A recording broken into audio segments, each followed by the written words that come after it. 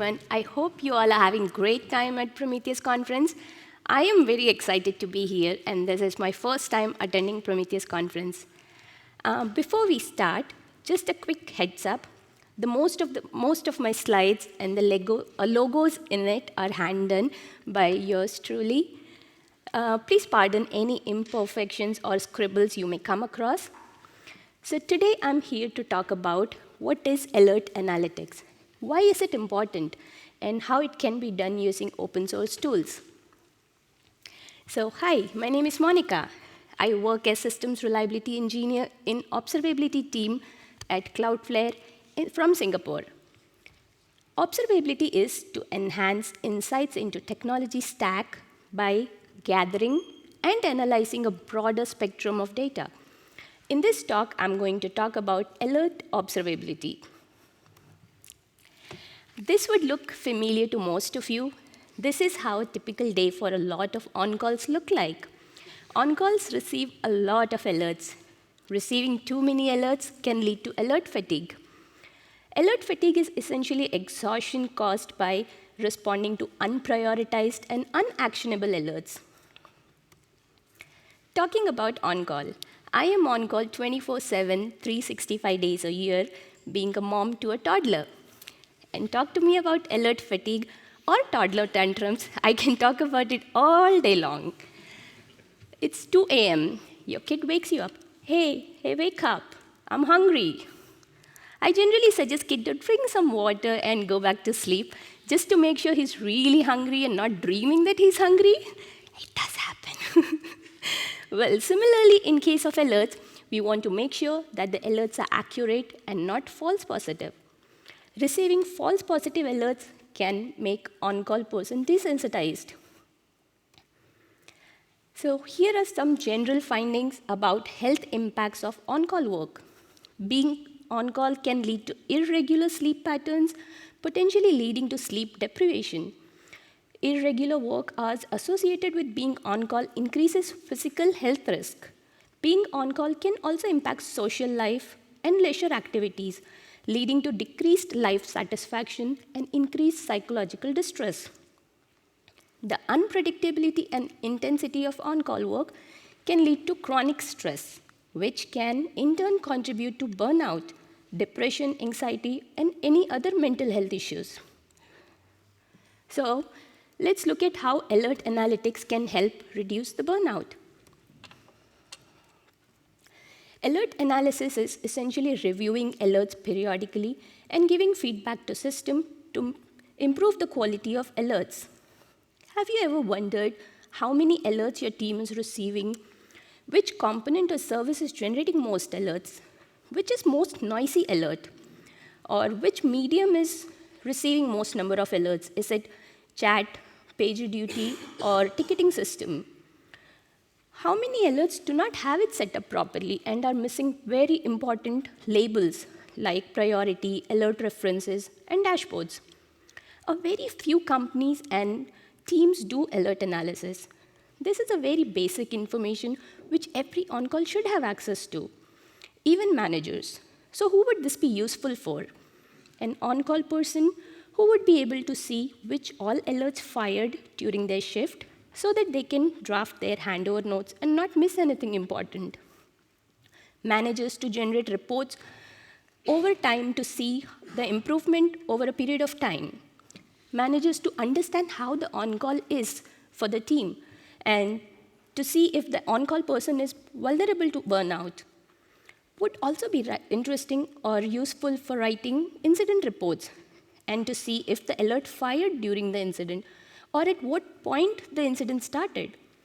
Let's first understand the alerting stack and how to get this visibility using open source tools. At Cloudflare, we use Prometheus heavily. We have point of presence in more than 285 number of cities, and each point of presence have their own Prometheus. We have over 1,000 Prometheus servers. All these Prometheus send alerts to Central Alertmanager. We have various integrations to route alerts, but we also route all the alerts to a single data store for alert analytics. So let's look at the life cycle of an alert in Prometheus. Prometheus collects metrics from configured targets at given intervals, evaluates regular or rule expressions, displays the result, and can trigger alert when the alerting conditions are met. For example, when we configure to alert when disk usage has reached 80%, it will be initially in inactive state. While it is evaluating whether the disk is full, it will be in pending state. And once evaluation is done, and if the alerting condition has met, it will be in the firing state. Once the alert goes in firing state, it will be sent to Alertmanager. On receiving the firing alert, depending on the config for the alert, Alertmanager can inhibit the alert. For example, if a server is down, there should be just one alert server down. It doesn't make sense to alert for 10 services down when the server itself has crashed. Second, Alertmanager can group alerts. If network partition occurs in a distributed system cluster, then instead of getting alert from all the instances in that cluster, Alertmanager can group the alerts based on group by conditions set in the config and send just one grouped alert. This way, alerts are concise and keep the noise level low. Alertmanager also provides a way to silence an alert during the maintenance or while the alert is being worked on. And it routes the alert to correct receiver integration, such as chat, PagerDuty, or ticketing system. Alertmanager, when configured properly, can mitigate most of the alert noise. But that is not the case all the time. We all know there will be alerts which are not configured properly or needs tweaking. So let's take a look at how to analyze if the alert needs tweaking. The alert in Alertmanager can be in either of these 4 states: firing, inhibited, silenced, or resolved. Alertmanager sends notification for firing and resolved alerts events via webhook integration. But Alertmanager doesn't provide notification for silenced or inhibited alerts via webhook integration. So alert reporting we were doing was kind of incomplete. However, Alertmanager API does provide capabilities to query. Webhook gives us firing and resolved alerts. Alertmanager API gives us all the alerts in active and suppressed or silenced state, and all the silences. Now the challenge was to merge this data coming from 2 different data sources and different format. So correlation of alert is done using fingerprint, as it is the common field in both the responses. Fingerprint is unique hash for the alert. It is basically hash of alerts label set. The Alertmanager API also provides us fields which are highlighted in green on the right, such as silenced by, inhibited by IDs, which is great. This would help us look up silence and inhibited alerts, which were not possible earlier.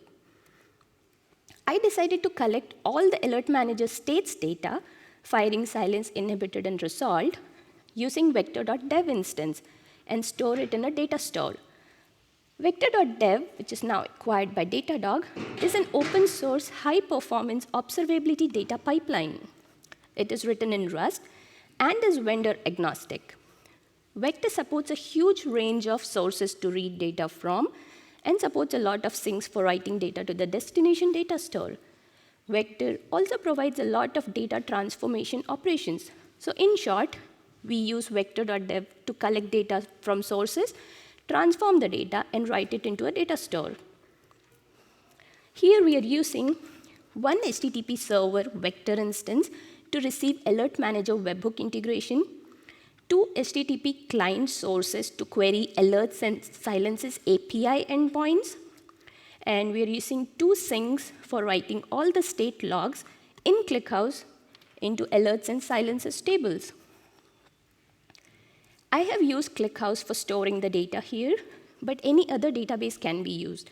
The reason I use ClickHouse is because ClickHouse provides a lot of data munging operations, like aggregating data while inserting using materialized view, or using replacing merge tree table engine to reduce the duplicates, or data rollups while querying the data. ClickHouse also supports join statement. Since we are writing data into two tables, we would have to use join statement to query data from two tables and visualize it. So if we were to create individual columns for all alert labels, the number of columns would grow exponentially with the addition of new alerts and unique labels. So we decided to create columns for only few very popular or very common labels like alert priority, instance, dashboard, alert references as individual columns, which would help us analyze the data in general, and kept all other labels in a column as map of string. Because we wanted to keep all the labels in the data store with minimum resource usage and provide option to users to query specific label or filter out based on specific labels. For example, we can select all Alertmanager alerts using labels map service is equal to Alertmanager. The downside of using map of string is that lookup for map is comparatively slower than a string column lookup. But to be honest, I haven't really noticed big difference there. So we built multiple dashboards on top of this data, like alert name overview. This is drill down on a specific alert. Alerts overview to get insight of all the alerts Alertmanager is receiving. Alerts overview by receiver. This is similar to alerts overview, but specific to a team or receiver. Then alert state timeline, which shows snapshot of alerts volume in a quick glance. Jira alerts overview. This to get insights into how many alerts are being sent to ticketing system, how many of these are firing or staying inactive or getting resolved. Silences overview to see silence stats, the number of active versus expired silences, how long the silences have been active, and the longest duration of silence. There were a few interesting finds. We found a few alerts which were firing and did not have notify labels set. So, which means the alerts were firing but were not being routed to any team, creating unnecessary load on Alertmanager. We also found a few components generating a lot of alerts, and when we dug up, it was for a cluster which was decommissioned, and the alerts were not cleaned up. So these dashboards give us great visibility and cleanup opportunity. There were also a lot of stale silences, where silence was created for a very long duration, in few cases up to few years, and were not relevant anymore. This is an overview of all alerts we receive from all Prometheus in Cloudflare. Like how many percentage of alerts are in firing, suppressed, or resolved state? Which region or instance is generating most number of alerts? And the alert volume over period of time. We route alerts to team, or a team can have multiple services or components. This panel shows firing alert component count over time for a receiver. For example, the alerts are sent to observability team, who owns multiple components like logging, metrics, error, traces. So this panel would give alerting component count over time. This would give good idea about which component is noisy and at what time in a very quick glance. This is a snapshot of collapsed overview dashboard, alerts overview dashboard. This shows general stats and components and all the alert and receiver breakdowns. This also shows how many number of P1, P2 alerts have fired in last 1 day, 7 day, or 30 day. If the P1, P2 alerts or critical alerts are firing very often, then it should be reviewed. A few possible improvements could be implement alert inhibition, update the on-call priority to avoid overwhelming the on-call engineer. A good alert or properly configured alert should have clear information such as alert name, summary, priority, alert references, and dashboard for it to be actionable by on-call engineer. We created some panels in the dashboard to list the alert names which did not have these important labels.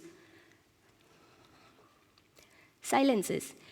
So when we silence alerts in Alertmanager, we can only provide matcher. And that matcher could be anything. It could be exact match or a regex. It could be alert name or any other label. The silence matcher doesn't translate to alert name or alerts count. With this analysis, we could see which all alerts got silenced with which silence ID by doing join operation, join query on the two tables, alerts and silences. We created this swim lane view using Grafana's state timeline panel for the receivers. This would give an idea about how busy the on-call was and at what point of time. Red here means the alert started firing. Yellow means the alert has been active. The green means it has been resolved. So here we can visually see when an alert started firing and how long it was in active state before it got resolved. Let's take a look at this dashboard. Can you see the problem?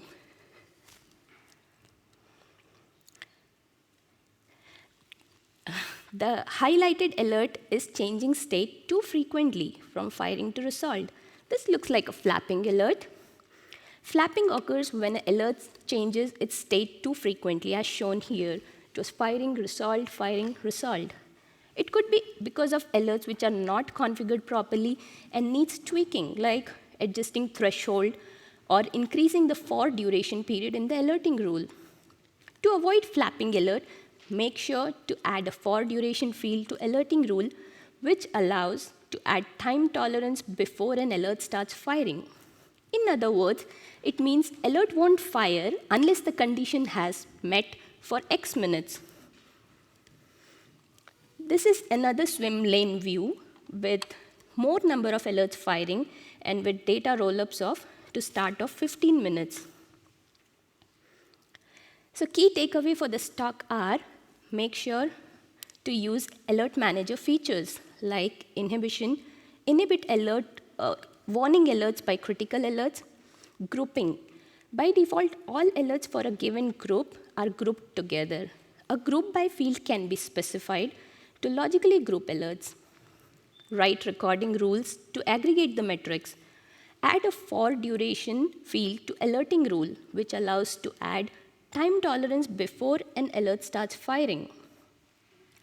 Make sure the alerts are actionable and have all the important labels for an alert to be actionable by an on-call engineer. Make use of annotations in Grafana to correlate the alert's volume with the incident or releases. Last but not the least, do alert analysis periodically and give feedback to system to improve the quality of alerts. The QR code is a link for a GitHub repo. It is a very basic demo for alert analytics. Running Docker Compose up spawns up a few containers like Prometheus, Alertmanager, Vector, ClickHouse, and Grafana.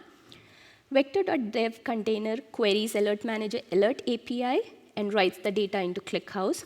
The Grafana has a dashboard, demo dashboard, which gives a few panels to give a brief idea about the alerts overview. And with that, I would be ready to take questions.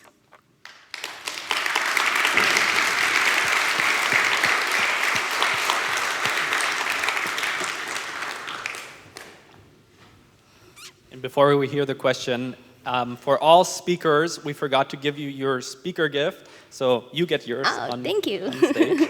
But for all speakers who have already done their talk, please grab yours at the front desk. Hello, thank you for presentation. My question is the following. So if I'm not mistaken, Prometheus already exposes all this information via time series called alerts, or alerts for state.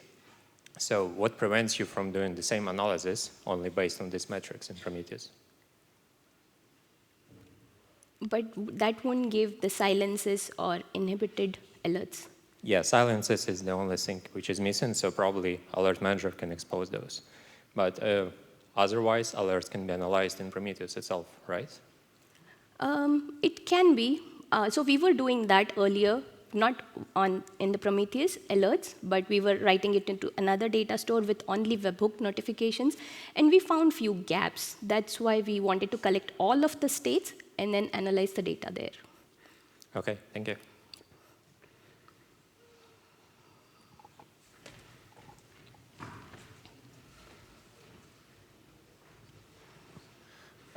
Thank you very much. I found this very interesting. I'm curious, how do your teams integrate this into their operational practices? Like, how do they use this information? In Cloudflare, not all the teams do this alert analysis. Only few teams were doing it earlier, and my aim was to offer this as a service so that it's easier for any on-call person to speak up about the burnout and the challenges they face. It's very easy to go with the data points. That was the main aim of this project. I hope that answered.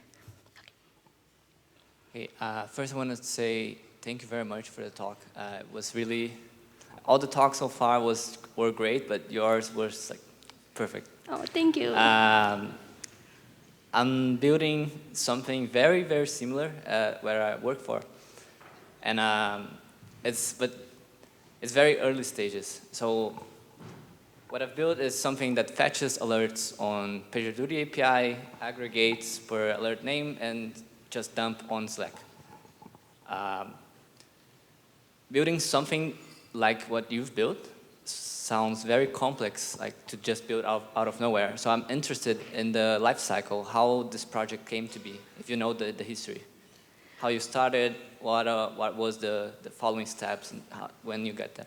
Okay, so we have spent a lot of time in doing the similar work in past, and we were also looking at exporting data out of PagerDuty using the PagerDuty exporters, but the amount of metrics or the cardinality was way too high considering the number of teams and number of on-call person and the rotations.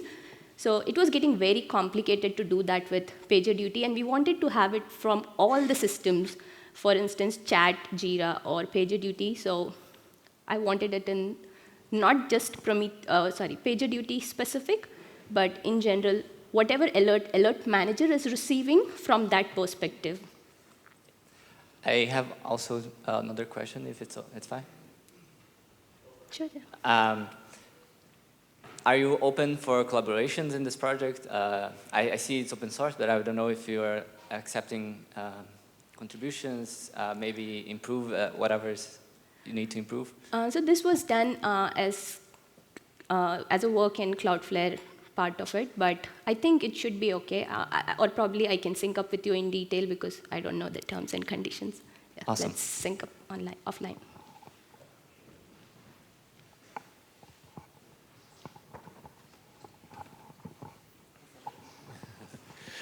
So I think earlier in the presentation you talked about measuring burnout of folks on call. Like, is that something that you have a dashboard for as well? And then how is that computed? So I actually wanted to do that. I wanted to build or come up with a burnout score kind of thing. Because when I started working on this, I was frustrated, to be honest. So this came out of frustration. And I wanted a burnout score, but the way Cloudflare works and the way our on-call rotations are set up, it was almost impossible to make it a generic.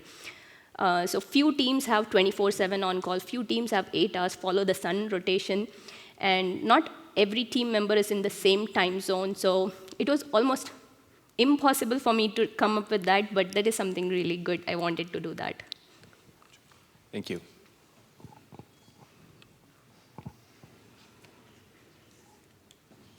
All right, no more questions. Then let's give Monika an extra applause for hand-drawn slides. Thank you.